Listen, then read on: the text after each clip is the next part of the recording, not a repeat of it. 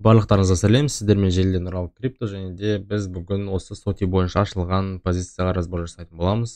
Не қолдандым, қалай кірдім, не қандай факторлар болды позиция жинауға и так далее, соны қарастыратын боламыз. Так, сонымен кеттік. Соти бойынша мен 0.7873-те позицияға кірдім, және де 0.1626-да позициядан шықтым. Ну, то есть почти 4-ке 1 R менде орын алды десем болады. Так, давайте мынаны жауып тастайық, сонымен анализді бастайық. Так, менде анализ, баға былай тұрсын да.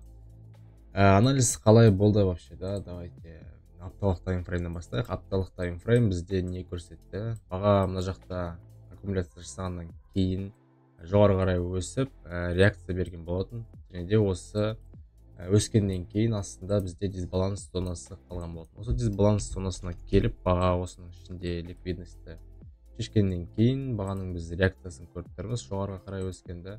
Және де осы реакциядан біз дневной таймфрейм өтейік. Дневной таймфреймда бізде баға ликвидностьпен жақсы жұмыс жасағанын көрсетіп, то есть бұл жерде бізде ликвидностьті дневной таймфреймде бір шешті, жоғары қарай өсіп, потом екінші рет шешіп, лонгқа бізге подтверждение структуры берді десек болады.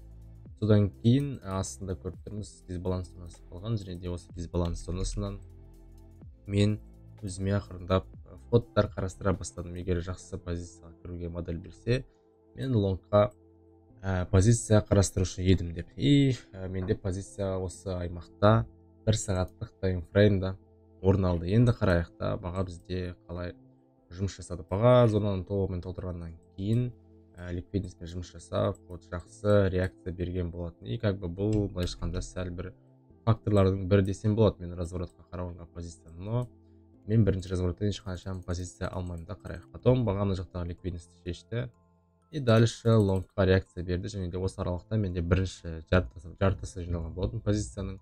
Потом екінші позиция менде баға мына жақтағы ликвидность шешкенін көрдім. Дневной таймфрейм қарасақ, то же самое баға мына аралықта бізде ликвидностьті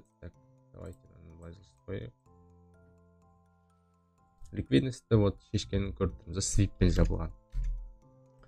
Енді содан кейін мен 1 сағаттық таймфреймда баға жоғары қарай өскеннен кейін тағы да реакциясынан тағы да позиция жинайын деп шештім. Стопты әрине мен пайда қойдым мықты минимумның артына да, который жақсы ликвидность шешіп алған. И қарайық, баға бізде келді, осы жерде позиция жиналды менде, и стопты араға қойдым, және де баға жоғары қарай позицияны толығымен крупный жинап алғаннан кейін жоғары өсіп, тейкпен спокойно жабылды десем болады. Енді бұл трейдта мен примерно 5 күнде отырдым десем қателеспеймін. Давайте қазір есептеп көрейік. Дальше дело, то есть баға өзінікін жасап берді. Мына жерде кірсем, мен бұл позицияда примерно 7 күн, 3 сағат, 4 сағат отырып, бір аптаның ішінде ештеңке істемей позиция ашып қойып, жалпы осылай жұмыс жасауға болады, егер сіздің күнделікті трейд жасауға мүмкіндігіңіз болмаса. Так, енді осындай трейд болды. Тейк неге мына жерге қойдым, себебі структураның жаңаруы, ол тейк профит қойғанға өте керемет максимумдардың, то есть цельдердің бірі болады. Негізі по идее идеальный болушы еді мына жерге қойса, то бірақ мен осы жерде жабыламын деп шештім. И осы позицияда менде осыншама пайда шықты. Енді разбор сіздерге пайдалы болса, комментарийға өздеріңіздің фидбектеріңізді, поддержкаларыңызды жазып кетіңіздер.